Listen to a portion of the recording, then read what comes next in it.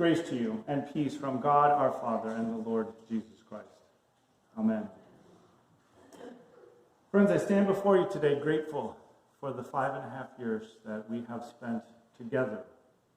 There's not one way for me to summarize all that this place has meant to me.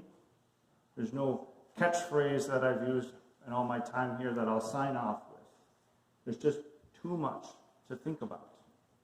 And so I think it's fitting that for today, our gospel story happens to be from John chapter 4, a story that is too much, a story that has so much in it, so many layers of meaning that we can't possibly sum it all up. So what I'd like to do is to celebrate my time here and what I will cherish about this place while thinking about this story of Jesus and the Samaritan woman.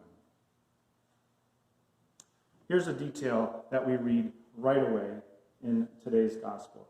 Jesus is in Samaria. Now, history tells us that in Jesus' day, Samaritans and Jews did not have the best relationship. We've got this phrase in our popular vocab now, the Good Samaritan. And, that seems to be like an anonymous person who helps out, when somebody's in need. Isn't that nice? Well, that's kind of what it means. But when Jesus first told this story, it was scandalous because you see, Samaritans were despised people. They were hated outsiders of the Jewish community, and they were the ones that were showing mercy. Even in today's story, it's made clear that Jews and Samaritans do not share things in common. There were a whole host of cultural differences. There were long traditions and histories of why Jews and Samaritans did not like each other. But it didn't matter for Jesus. Jesus crossed borders. He talked to insiders and outsiders alike. For him, there were no cultural barriers that couldn't be crossed. There were no historic labels that would keep him apart from others. Well, one of the things that I love about this place and why I wanted to come to Proctor 5.5 years ago is area churches together. You know about this group, right? ACT is the ecumenical group that we have here in Proctor. And it's made up of all these denominations, all these different congregations here in this town that in the rest of the world don't always play that nicely with each other. Sure, Lutherans and Methodists, we get along pretty well. We have very similar theologies and styles of worship. But maybe you didn't know this, but Community of Christ folks in other towns, they don't really like to mix with the more progressive people. And, this goes without saying, those Catholics always have to do things their own way, right? But here in Proctor, look at what area churches together does in this community. Friends gathering together, crossing religious lines, interacting in the name of Jesus. Those cultural, those historical labels, they are set aside. They're not enough to separate our community.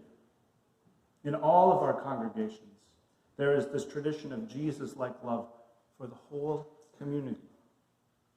When I talk with my peers, other churches here in the Duluth area or around the country, frankly, they're jealous of what we have. We have such strong relationships with those on the other side of the border, so to speak, in this place. One of the hardest phone calls that I had to make last week in telling people that I was leaving was when I called Pastor Steve Elder. That was tough. This kind of deliberate crossing of cultural borders has changed my life. You know that this Theology Uncapped is a series of Catholic and Lutheran dialogues, and I've been a part of it for 3 years now. That would have never happened if I wasn't part of area churches together in the first place.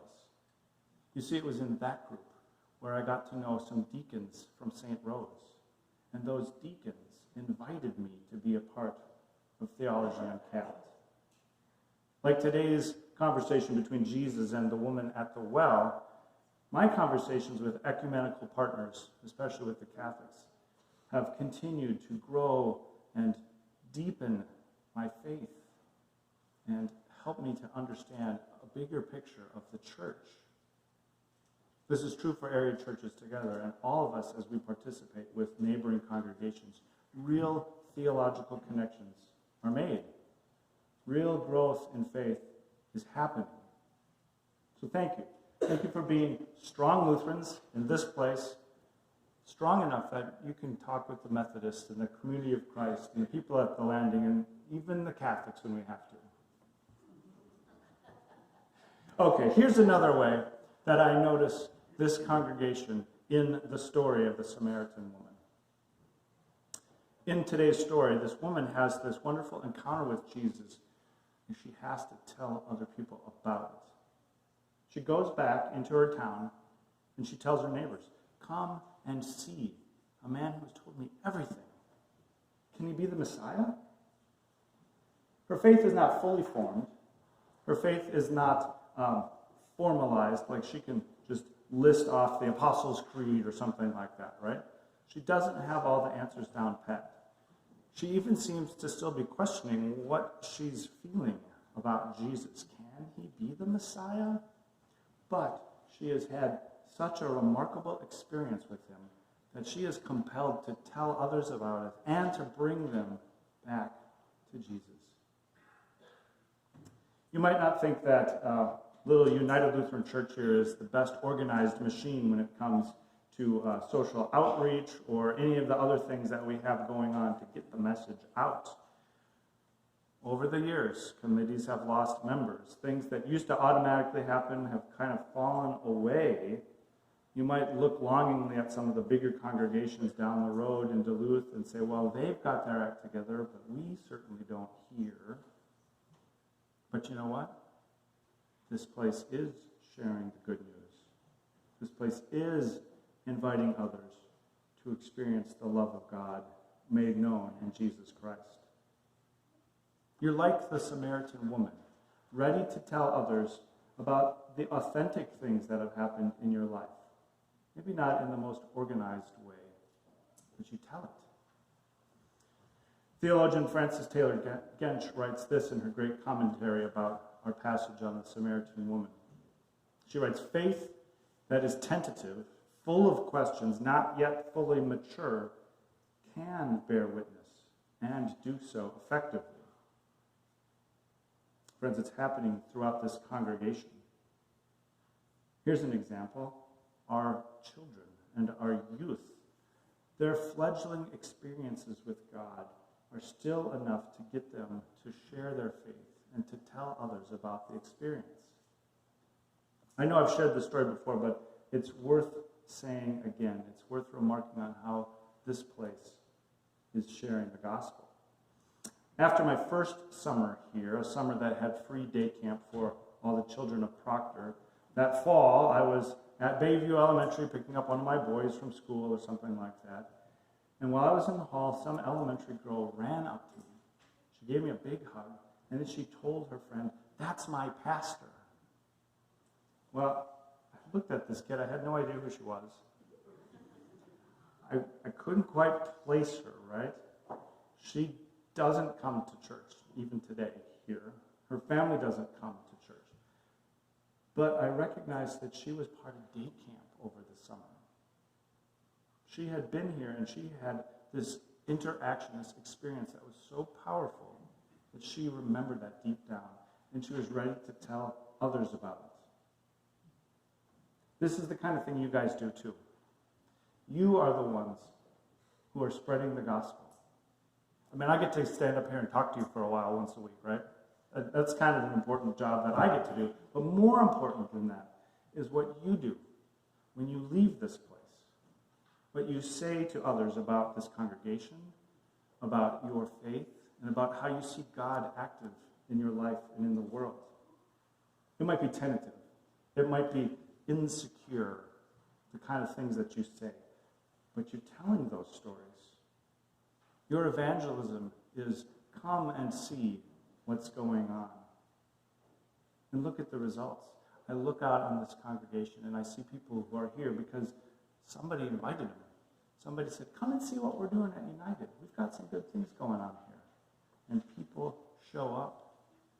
People feel welcomed. They get an experience of Jesus active in their lives. We all are in this ever-growing relationship, this ongoing relationship that you come and see week after week, year after year. Good job, you. All right, one more idea from today's gospel story that I see alive here in Proctor. This congregation is a lot like the disciples in today's story. So those disciples went off on a shopping trip into town. I hope they weren't looking for toilet paper. But whatever they needed, they came back to Jesus, right? And they found Jesus doing something out of the ordinary. He was talking to a foreign woman. Now, either one of those things, being foreign or being a woman, would have been odd enough for Jesus to be having a conversation with this person. Foreign woman. So this is pretty serious stuff that these disciples see happening. They are confused. But the story tells us that nobody said, what do you want, or why are you talking to her?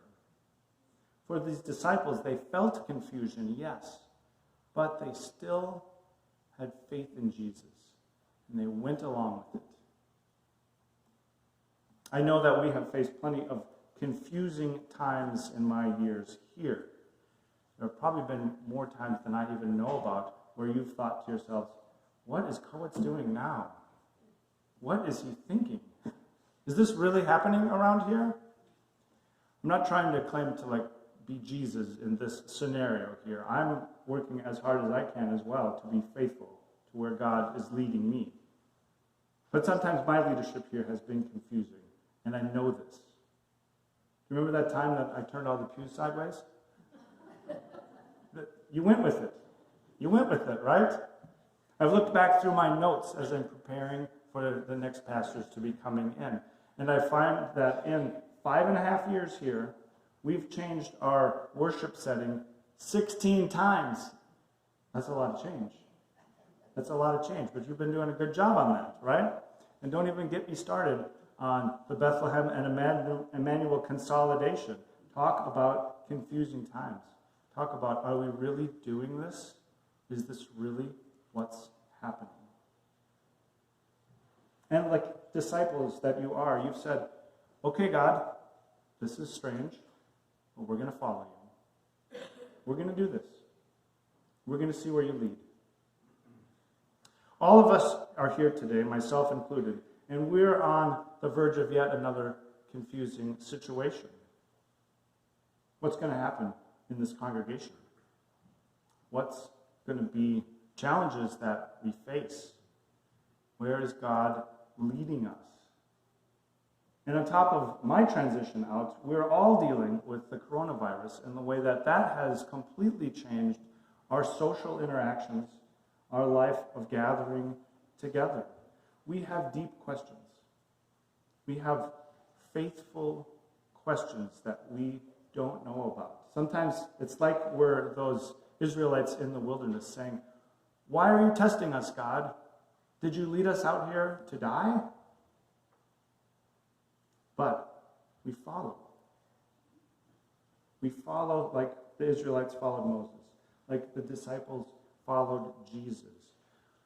We follow where God is leading, even if it's through the wilderness, even if it's into a foreign land, even if it's through some scary times that we don't know what is going to happen. Disciples follow.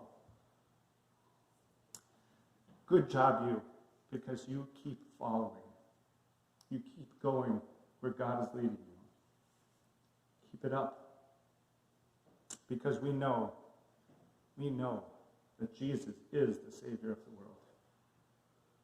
Amen.